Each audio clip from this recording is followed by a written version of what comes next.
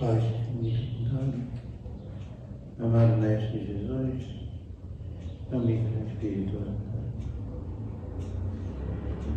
estamos aqui reunidos para mais um papel.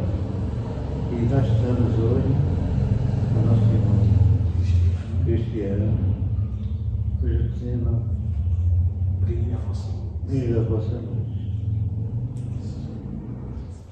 Bem, pessoal, muito obrigado, seu Almir, muito obrigado aos irmãos e irmãs que fazem parte dessa casa de auxílio e ajuda ao próximo despertar da consciência.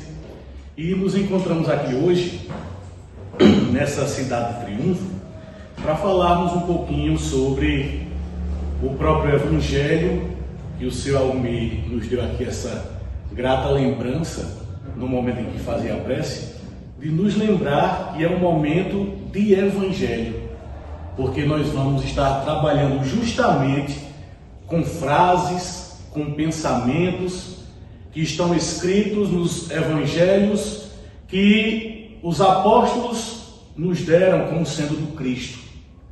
Aqueles apóstolos que, alguns deles discípulos, outros nem tanto assim, mas o maior de todos eles, talvez o apóstolo Paulo, que não conviveu com Cristo, não passou aqueles pouco mais de 3 anos ao lado do nosso Mestre, mas que foi o maior responsável pela divulgação desse presente, dessa dádiva que Deus nos forneceu, que foi justamente a Boa Nova. É para isso o exercício dessa Boa Nova trazida pelo Mestre Jesus, que nós chamamos de Evangelho, e estamos aqui para tratarmos justamente disso. O apóstolo Paulo, na condição de divulgador do Evangelho, ele estava fazendo naquele momento um trabalho que reunia aquilo que ele de melhor tinha em si para oferecer, que era justamente o conhecimento, seu amigo.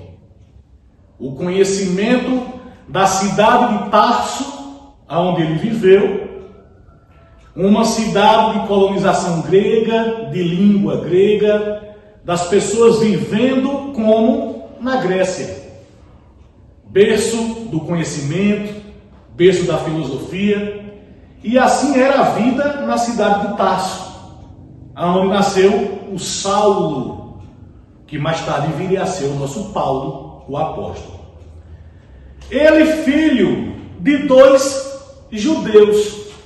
O pai e a mãe de Saulo de Tarso eram judeus e viveram numa cidade de cultura grega. Então aí nós já temos a fusão de 2 grandes culturas que influenciaram na formação da humanidade. Os hebreus, ou judeus por religião, com o papel de ensinar para o mundo inteiro que existe apenas um só Deus e que a doutrina espírita nos complementa através da codificação de Allan Kardec, que é a inteligência suprema, causa primária de todas as coisas. O que Jesus vai fazer, o complemento de todo o sentimento que queria que todos eles tivessem, ele vai chamar de Pai.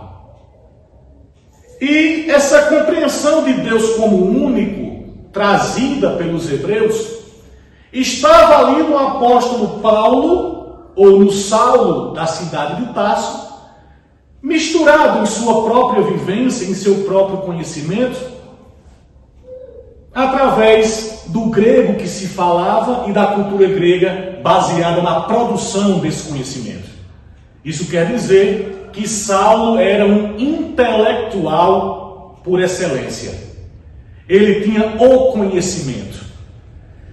Juntando-se a isso tudo, o apóstolo Paulo, ex-Saulo de Tarso, ainda recebe uma forte influência da cultura latina, da cultura romana, porque ele justamente trabalhava na perseguição aos cristãos, trabalhava para Roma.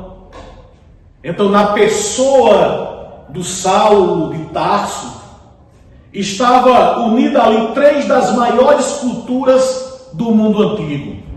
A cultura romana, que ele havia estudado com o professor Gamaliel e tudo mais, justamente as noções ligadas ao porquê do domínio romano, e ele próprio fazendo valer esse domínio, perseguindo aqueles que eram os inimigos de Roma. Misturado à Grécia e misturado à cultura hebraica. Dito isso, nós não podemos concluir outra coisa para Saulo de Tarso, senão aquele que estava cheio dele mesmo. Ele estava repleto de si. A satisfação que Saulo sentia toda vez que ia expressar o conhecimento que ele havia acumulado, o colocava numa condição sempre de excelência, sempre como alguém grande, respeitável. Mas estava faltando muito ainda para Saulo. A luz que ele carregava, que era a luz do conhecimento, faltava uma pitada de amor. E esse amor ele vai adquirir ou vai conceber para si através de uma passagem para a cidade de Damasco, na estrada, em que ele estava indo para continuar a perseguição àqueles que eram os seguidores de Jesus, e num determinado momento o cavalo em que Saulo galopava é ofuscado por uma luz imensa.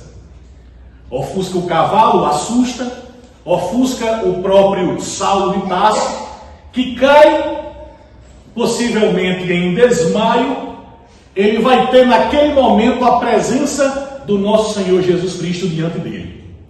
Jesus, que já havia desencarnado, já havia cumprido a sua missão em carne e agora continuava a sua missão na realidade ou no mundo espiritual, nessa governadoria do planeta Terra, e naquele momento, buscando aquele que o perseguia, na tão famosa frase: Saulo, Saulo, por que me persegues? Por que persegue aos meus? E aí Saulo, naquela experiência com o Mestre Jesus, se vê na condição de não enxergar mais. Saulo havia adquirido a cegueira momentânea física, a cegueira do corpo físico. Mas ele estava percebendo que, naquele momento da cegueira do corpo físico, o que estava se revelando para ele era a cegueira espiritual que ele sempre teve. Ele nunca havia enxergado o amor de Jesus. Até que Jesus o pede que ele continue na estrada, na direção da cidade de Damasco, e que lá ele vai encontrar a pessoa encarregada de lhe trazer a cura. Essa pessoa, o Ananias, ele não traz a cura somente aos olhos físicos de Saulo, não. Quando a gente faz a leitura do Evangelho, seu amigo, que aparece lá que Saulo diz assim, e já na condição de construção do Paulo, ele diz assim: caíram as escamas dos meus olhos. E como nós normalmente levamos em conta sempre a nossa realidade material, a gente imagina que ele estava falando daquela laminha que foi posta ali para que fosse curada a sua visão material. Não. Quando Saulo de Tarso diz que caíram as escamas da minha vista, do meu olhar, dos meus olhos, depende da tradução, ele estava se referindo àquela cegueira da vida inteira dele, de uma luz guardada em si, através do conhecimento que ele adquiriu, mas que a partir de agora essa luz brilhava diferente. Não era mais uma luz em que se percebia através do seu conhecimento intelectual, mas uma luz que emanava do coração. Essa luz é a luz do Mestre Jesus, que transforma, que é guia, como ele próprio disse: o Mestre Jesus quando se referia a ele mesmo. Ele diz o seguinte: eu sou a luz do mundo. Aspas para Jesus. Ora, quando o Mestre Jesus diz que é a luz do mundo, qual é a interpretação possível que a gente pode fazer? No primeiro momento, vamos observar o peso e a categoria do que Jesus chama de eu sou. Muitas correntes espiritualistas por aí, e até mesmo de pessoas muito ligadas ao espiritismo, e não tem problema nenhum nisso, falam sobre você exercitar uma frase que denota muito poder para cada um de nós, que é a frase eu sou. E que a gente exercite. E que a gente diga sempre o tempo todo: eu sou, eu sou. É o poder do eu sou. Porque lá, talvez no nosso íntimo, no nosso inconsciente, esteja uma concepção de que o eu sou está relacionado a uma espécie de ordem divina. Porque cada um de nós que aqui nascemos, que aqui estamos, não estamos por acaso. Foi o Mestre Jesus que permitiu, foi Deus, Pai Criador, que nos forneceu todas as possibilidades de estarmos aqui, e aqui estamos. E para cada um de nós, não é que Ele nos dá, Deus não nos dá, porque luz não é algo que nós temos, luz é algo que nós somos. Cada um de nós, encarnados nesse planeta ainda de provas e expiações, já em transição para o mundo de regeneração, cada um de nós não carrega a luz. É importante dizer isso. Aí você pode imaginar e olhe para você mesmo, no seu íntimo, e imagine dessa forma: a luz que há em mim não é algo que eu carrego, não é algo que me pertence, não é algo que eu posso tirar daqui e colocar ali. A luz que eu carrego é algo que eu sou. E quando você exercita o eu sou, o eu sou, o eu sou, você vai se colocando cada vez mais na condição de brilhante e de brilhar. Logicamente que a nossa condição muito mundana vai imaginar logo: isso aí é coisa de quem não exercitou a humildade. O eu sou, eu sou, eu sou. Ora, uma coisa é você ter que ser humilde, e tem mesmo, porque a humildade é o que nos coloca em oposição ao orgulho, e o orgulho é destrutivo. Então temos que ser humildes e exercitar a humildade. Mas nós não podemos escapar daquilo que é verdadeiro, Paulo. Daquilo que é real. Daquilo que foi entregue por Deus e assinado embaixo pelo Mestre Jesus, na condição de governador do planeta Terra. Então, eu sou luz. Todos nós somos luz. E essa luz que somos, nós costumamos esconder. Nós costumamos colocar embaixo do alqueire, como falou o Mestre Jesus também numa outra oportunidade. Aquela luz que a gente esconde. E vai viver numa sociedade em que as coisas que nós vamos mostrando são sempre coisas passageiras, momentâneas. Quando nós ainda nem nos encontramos na condição de luz. O apóstolo Paulo, ele demorou para se encontrar na condição de luz. Mas quando ele assim se encontrou, lá na já falada estrada de Damasco, quando ele se encontra, ele provoca uma mudança na sua vida, de tal modo que ele muda o próprio nome dele. É o símbolo da ressignificação, é o símbolo da transformação. A partir de agora eu não sou mais fulano. É como se aquilo que eu vivi até agora, eu quero, mediante a minha própria vontade, deixar no passado e dar um outro sentido, um outro significado a mim mesmo, a minha luz. Saulo se torna Paulo, Lilith se torna Maria, a tão famosa de Magdala, ou Madalena, que quem quiser se inteirar um pouco mais sobre isso, eu até recomendo que assistam a série The Chosen, Os Escolhidos. Mas por que eu chamo a atenção para a série The Chosen? Porque é isso.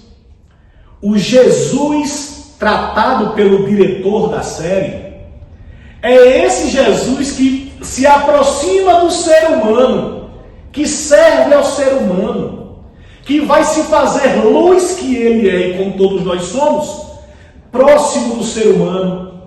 E não como geralmente já foi na dramaturgia, né, mundo afora aí, já sempre realizando um Jesus um tanto distante, apenas aquele que se aproxima do povo para fazer curas e para dar um ensinamento que parece que é algo que está acima de todos. Jesus nunca se demonstrou acima de ninguém. Ele era quem ele era. Em certos momentos, inclusive um que ele foi chamado de bom, ele foi tácito em dizer: não, bom sou eu, bom é o Pai que está no céu. Isso é uma forma de ele se aproximar do ser humano, de cada ser humano que conviveu com Jesus, dizer assim: eu posso ser como o meu mestre. E era assim que ele fazia. Quando ele se dedicou no momento mais sublime, antes de ser crucificado, ele se dedicou a lavar os pés dos discípulos, num nítido ensino. Daquele momento ele estava sendo o mestre, ele estava ensinando. E qual é o ensinamento? Sirva. Sirva, não queira ser servido. Eu aqui estou para servir a vocês, então ponham aqui os seus pés, que eu os lavarei. Os discípulos estranharam, né? Não, mestre, não quer isso, mestre quer isso, mestre. E ele insistiu. Era um ensinamento. Ele estava sendo o professor ali. Então, na série vocês poderão enxergar esse Jesus que vive com o ser humano como humano. Porque ele é divino. Ele é governador do planeta Terra. Ele é o Cristo do nosso planeta. Ele é um espírito puro, perfeito. Mas quando ele se fez homem, ele foi homem. Viveu entre os homens, querida Paula. Ele vivendo entre os homens, se comportando como homem. No seguinte aspecto, das necessidades físicas que a gente possa ter, Jesus não teve nenhuma. Nenhuma. Agora, sempre que ele precisou e intencionou mostrar para o homem, para cada um daqueles que viveram com ele, que eles também poderiam fazer a mesma coisa que ele fazia, assim ele fez. Então, se eu estou curando, não se assustem não, vocês também podem curar. Eu lhes darei o poder para curar. E assim os discípulos fizeram. O que Jesus estava fazendo naquele momento, na grande didática do Mestre Jesus, era fazer com que cada um fosse percebendo que eles são luz. Por onde você andar, mestre, o Senhor nos organizou aqui de 2 em 2 para andar entre os gentios, para levar os ensinamentos, mas como é que a gente faz? E aí o mestre responde: vocês já estão vendo, vocês já viram como é. Vocês façam o que vocês já viram, o que eu fiz. Façam como eu estou fazendo. E assim os discípulos vão se transformando em apóstolos. Porque é aí que está a diferença do discípulo e o apóstolo. O discípulo é aquele que caminha junto com o mestre.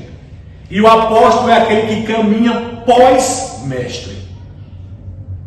De modo que o mestre pode não nos fazer mais presente aqui na carne, de forma carnal.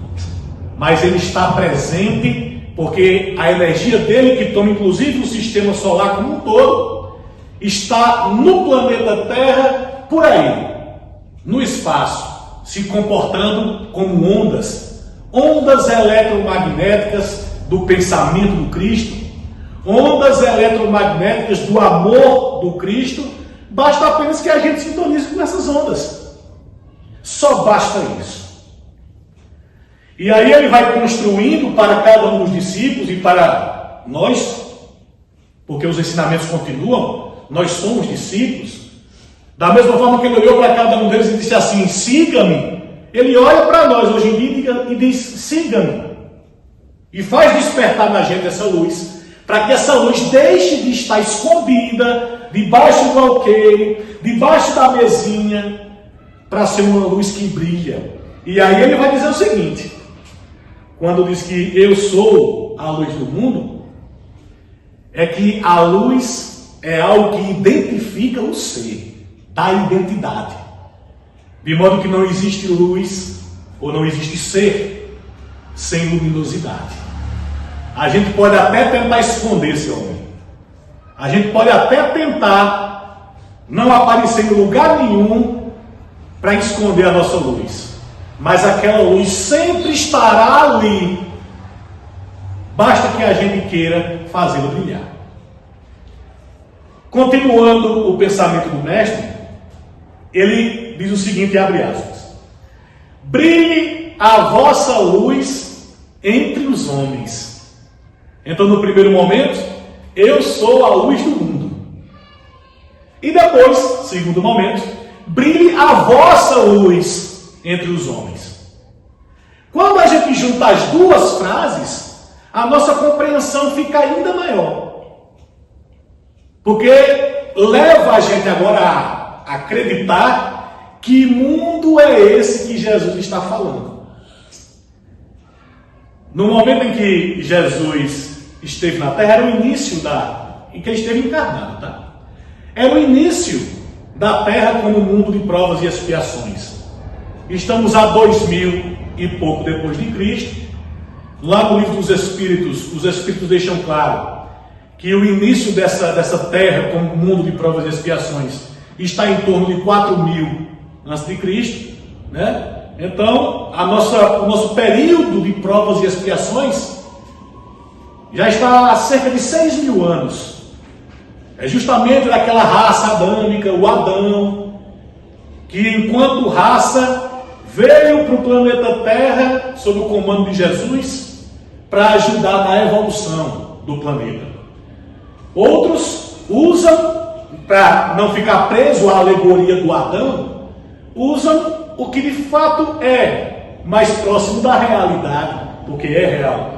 Os exilados de Capela, essa raça que vem, né, transmigrada, porque não acompanhou a evolução do seu mundo, que estava se tornando um mundo em regeneração, e eles, saindo da condição daquele mundo de provas e expiações, eles tinham tamanha maldade, tamanha falta de evolução moral em seu íntimo, que o Mestre Jesus lhes dá uma missão.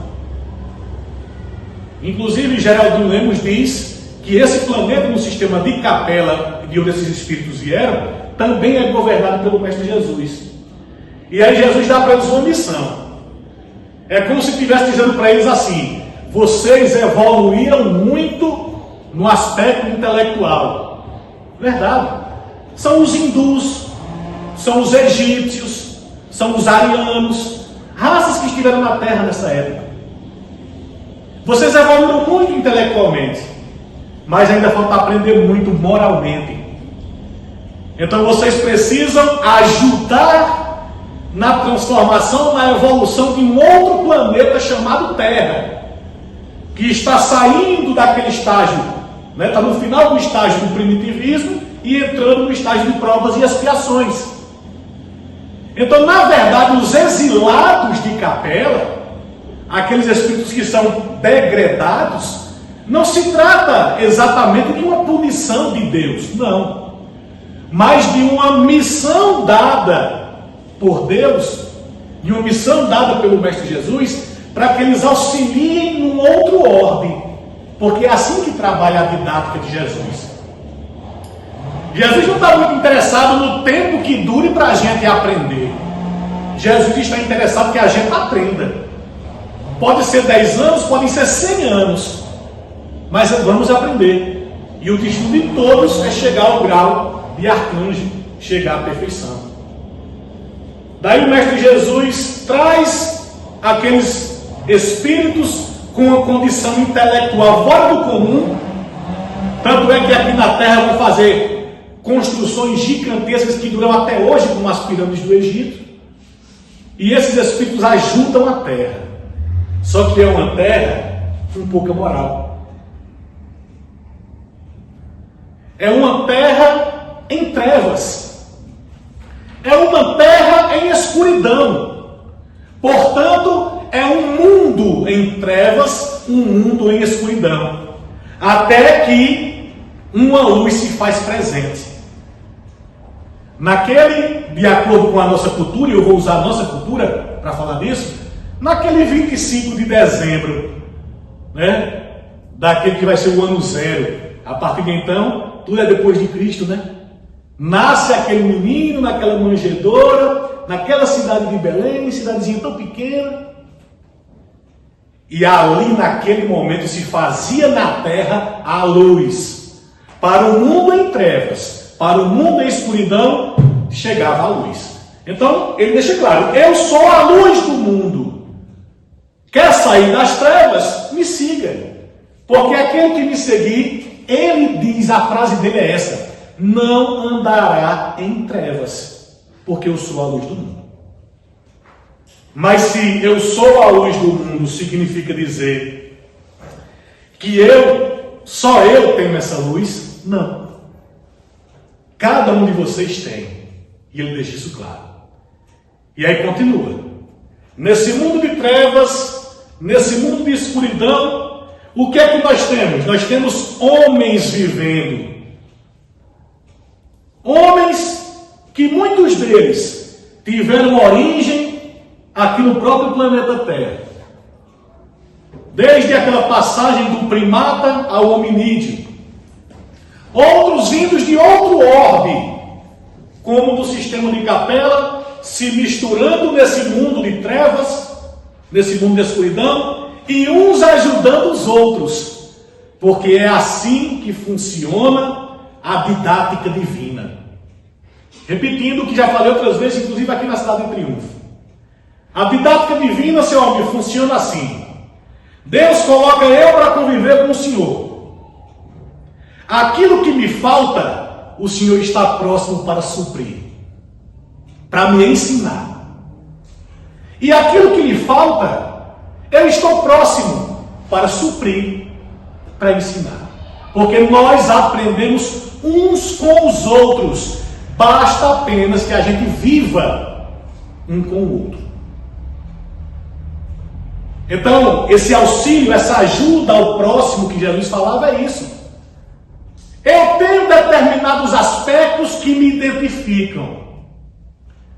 Eu tenho determinadas características que me identificam. A outra pessoa que está do meu lado, ela também tem características, aspectos que a identificam. Só que o que ela tem, eu não tenho. O que eu tenho, ela não tem. Mas todos nós, é assim que funciona o nosso processo de evolução, até chegar à perfeição, nós precisamos aprender tudo de tudo. Precisamos ser. Aquilo que o outro tem, eu também preciso ter. Então ele me ensina.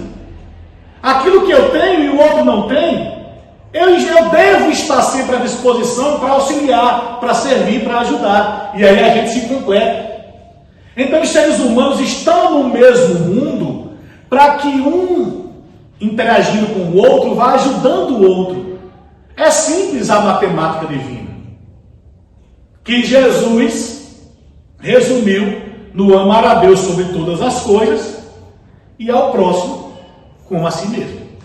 Está resumido, está sintetizado. De modo que, já agora, quando cada um de nós sairmos daqui, a gente volta, a gente sai dessa nossa bolha chamada Centro Espírita, onde todos aqui funcionam num grau de relativa irmandade, né? Todos fazendo parte de uma comunidade, de uma nação chamada Espiritismo. Só que quando a gente sair por aquela porta, nós entraremos de novo no mundo real, comum, normal, onde as pessoas estão inclusive dispostas a fazer mal uns aos outros ali fora. Nós mergulharemos de novo ali.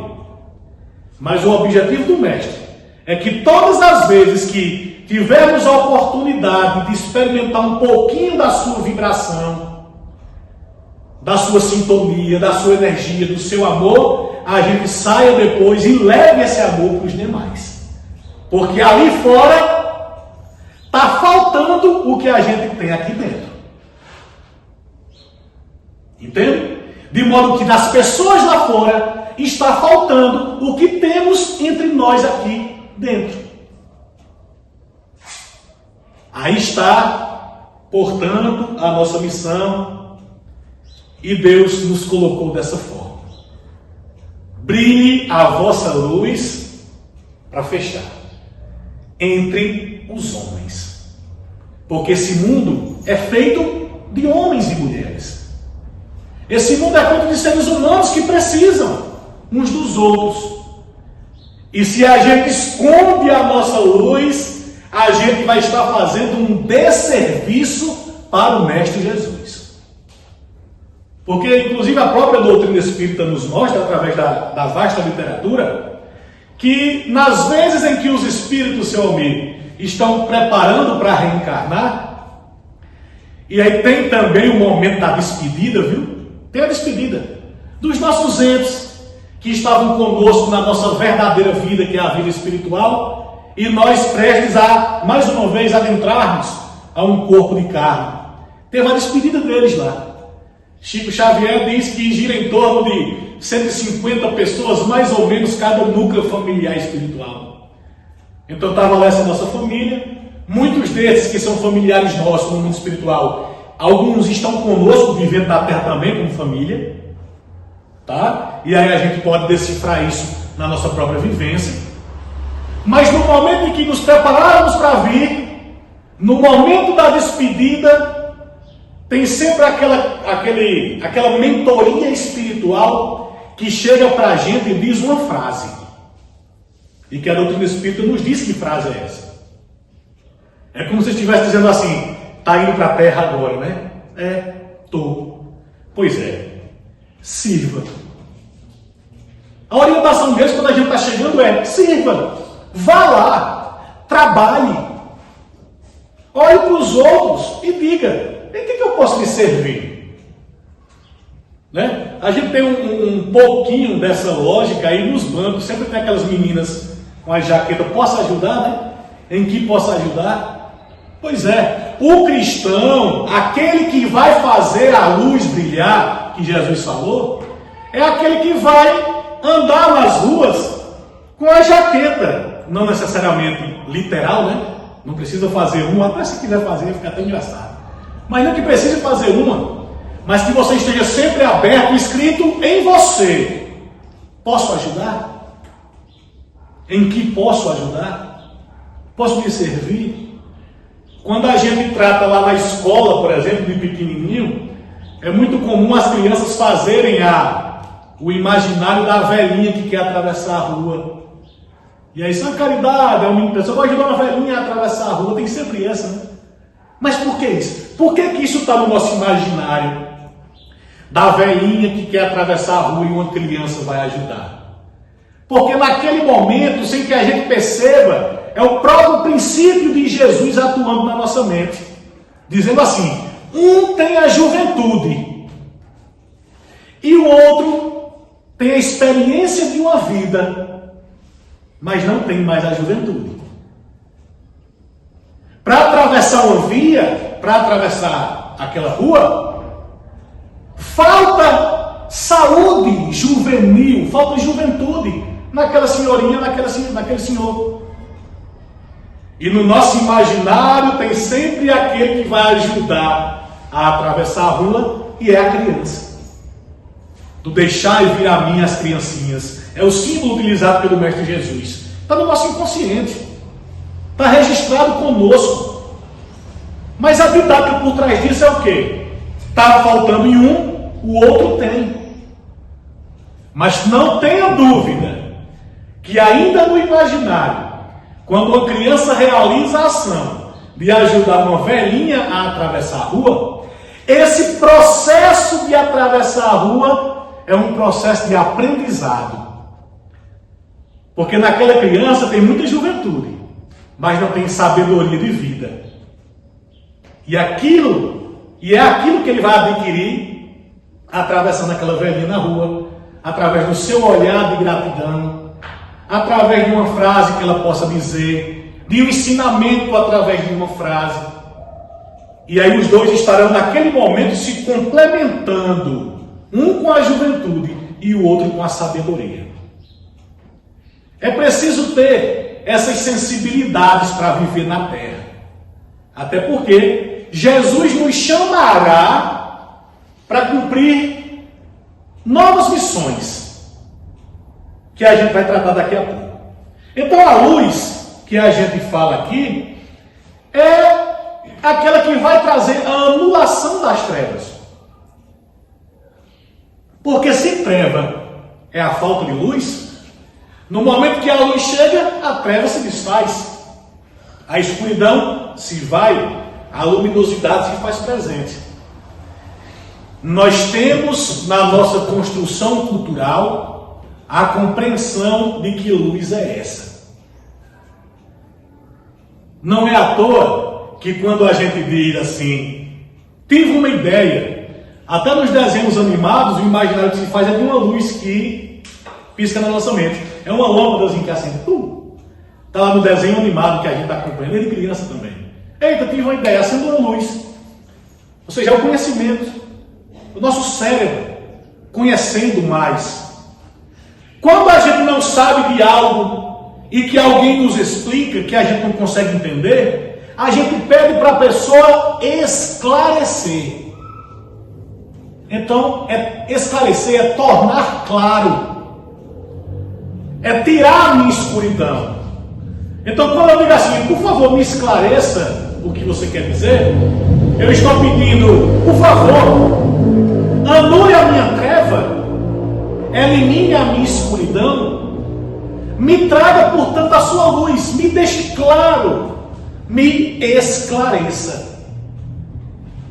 E esse esclarecimento, a humanidade aprendeu de uma forma bem interessante, nos moldes pensados até pelo Mestre Jesus, através da filosofia. A filosofia que na história humana se apresentou como a segunda forma de aquisição de conhecimento do ser humano. A primeira foi a religião, vivendo e dando para qualquer ente que ele fosse convivendo um significado no sentido de divindade. Então tudo era Deus, ou deuses. Deus do trovão, Deus das chuvas, Deus da mata, Deus do solo, Deus do céu, tudo era Deus. Era uma forma ainda primitiva da gente construir saberes, conhecimentos sobre as coisas, através desse sentimento que vamos chamar mais tarde de religião.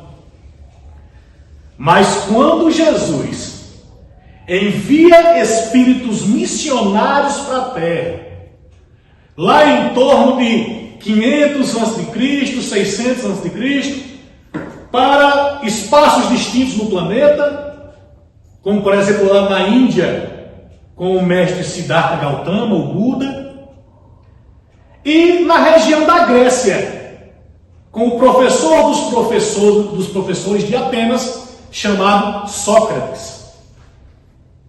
A missão de Sócrates, como filósofo, foi justamente ensinar cada um de nós a encontrar essa luz que Jesus, 500 anos mais tarde, vai dizer assim: brilha a vossa luz entre os homens. É como pessoas que estão me ouvindo, tanto aqui como no vídeo que vão assistir depois.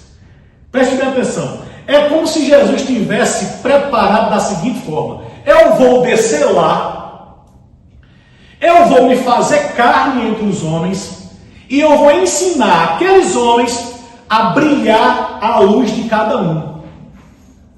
Só que eu vou antes enviar alguém para ensiná-los a encontrar essa luz. É tudo pensado, tudo encaixado. E aí Sócrates, vivendo em Atenas, nasce naquela cidade, o berço do saber, o berço do conhecimento. Né? Sócrates, Platão e Aristóteles representam não sei nem quantos por cento de tudo que a gente sabe da nossa filosofia. Não dá nem para dimensionar. Ele nasce ali filho de uma parteira. Filho de uma parteira, Sócrates. E aí, Sócrates observava que toda vez que a mãe dele entrava no quarto com uma mulher, a mulher obviamente grávida, Sócrates percebia uma coisa: entrava 2 e saía 3. Ele, criança, olhava aquilo. Oxi. Entrava 2 e saía 3. Porque uma saía nos braços, né? Entrava 2 e saía 3. Então ele começou a pensar: não, essa que está saindo só pode ter saído de algum lugar dentro de uma dessas duas. Olha a lógica dele. E aí ele vai crescendo e entendendo que a mãe dele é parteira, que chegou uma mulher buchuda e ela já vai sair com o menino no braço. Aí ele foi matando a charada, né? Aí ele pensa assim: será que todo o conhecimento que existe na natureza, será que ele também não está dentro de nós? E só falta a gente saber parir o conhecimento?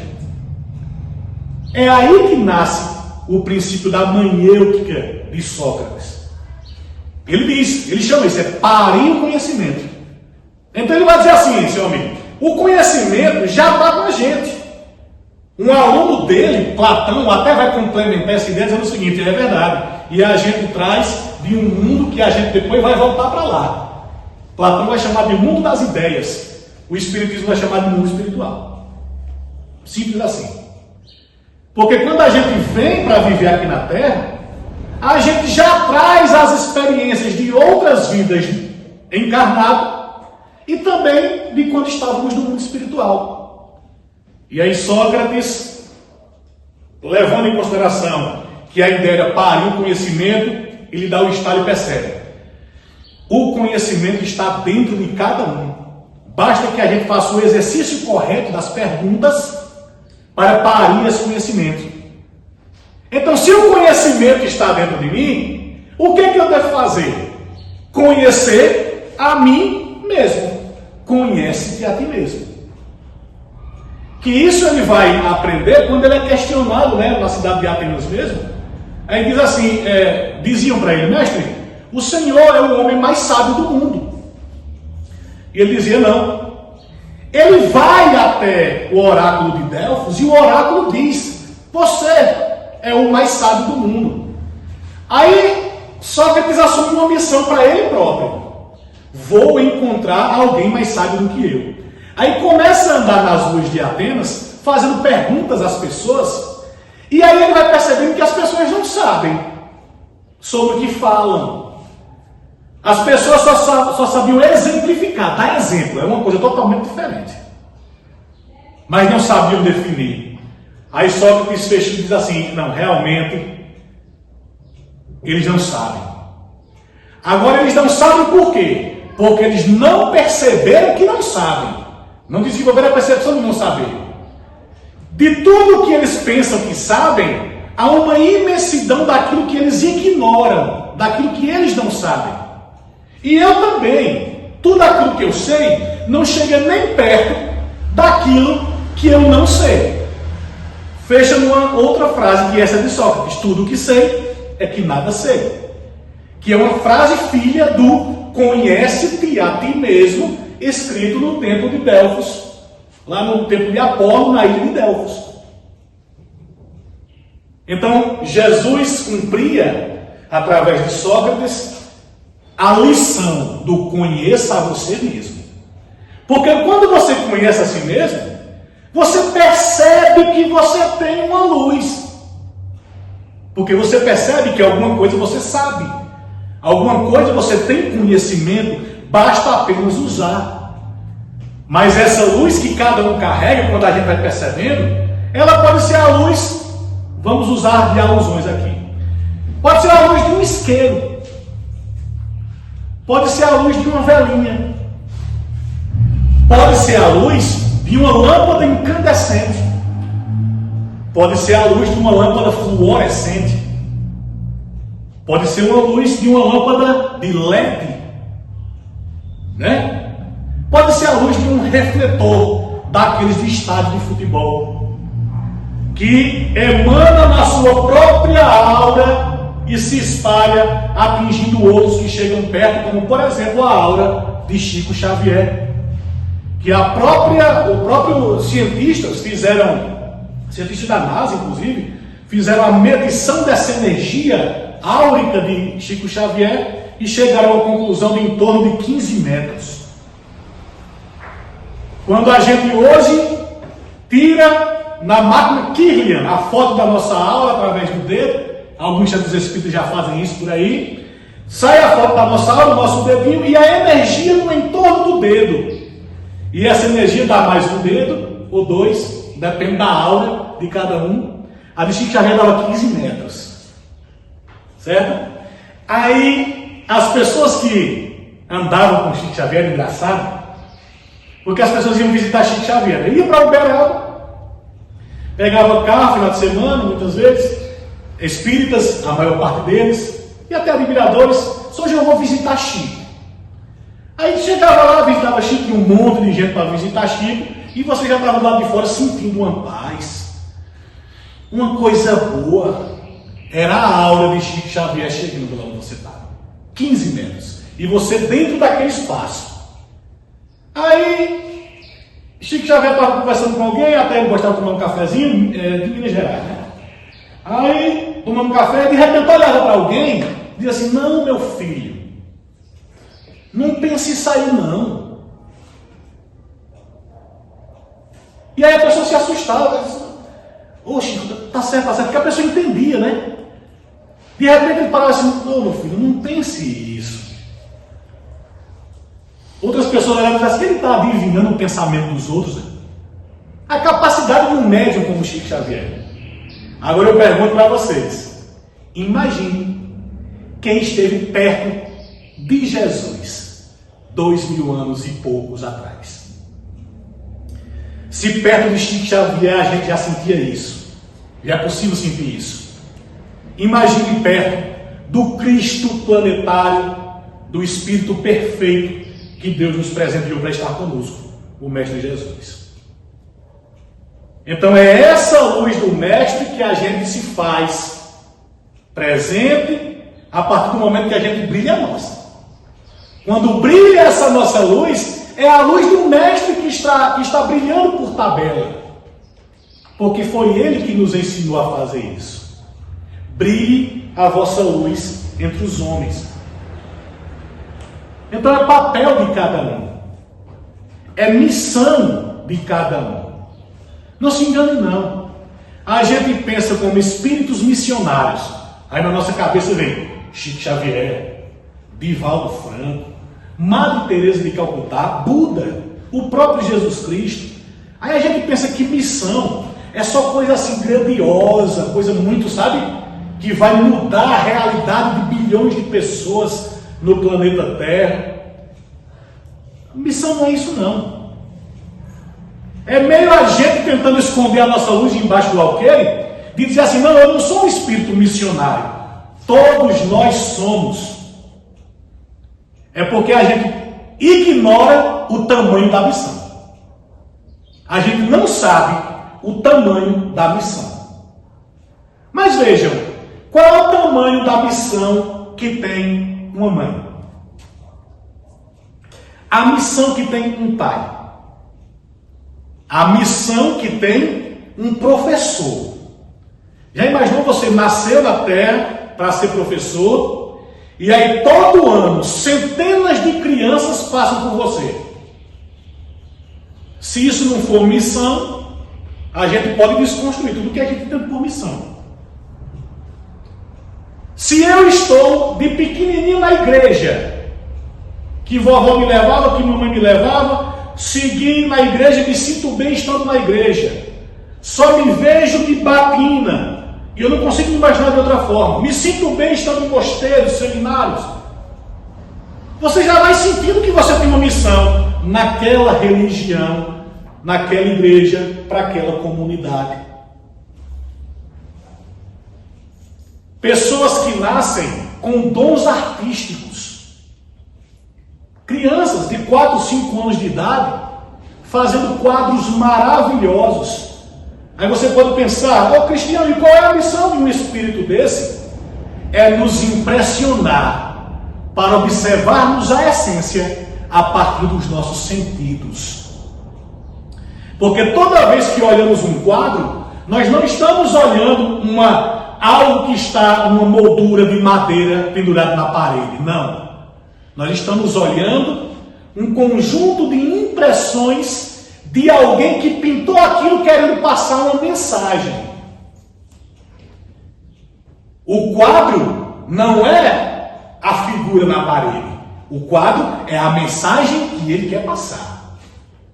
E no que você observa o quadro, você sempre tem a permissão divina de trazer sensações para o real, dentro daquilo que é essência, e não aparência.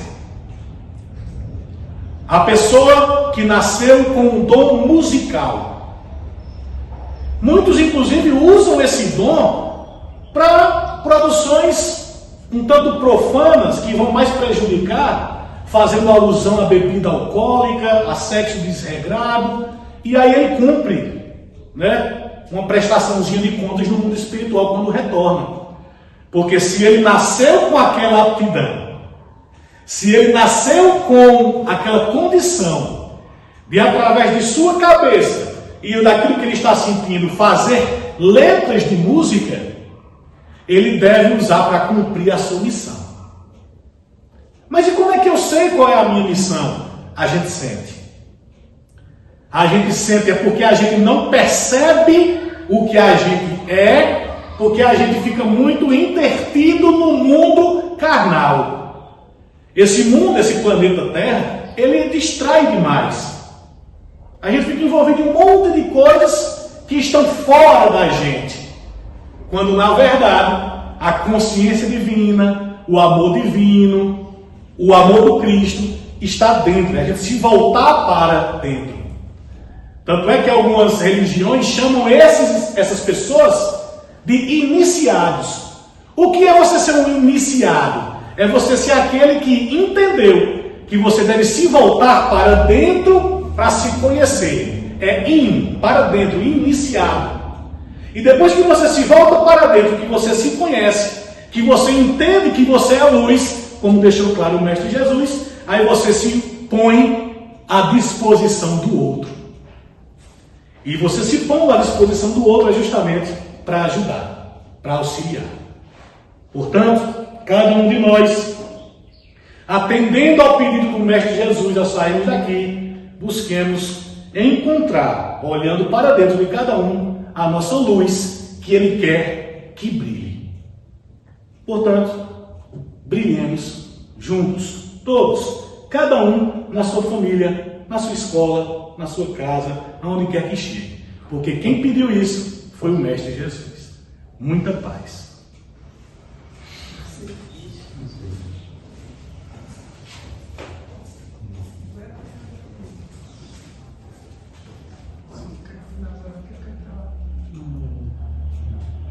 Eu peço para você fazer uma prece final. Faço sim, tá? Vamos elevar o nosso pensamento, pedindo aos irmãos de luz desta casa que continuem conosco no retorno para as nossas famílias, na nossa rua, nos ciclos humanos em que fazemos parte, para que cada um de nós possamos ser ajudados com o objetivo de encontrarmos a luz que temos e que sabemos que temos.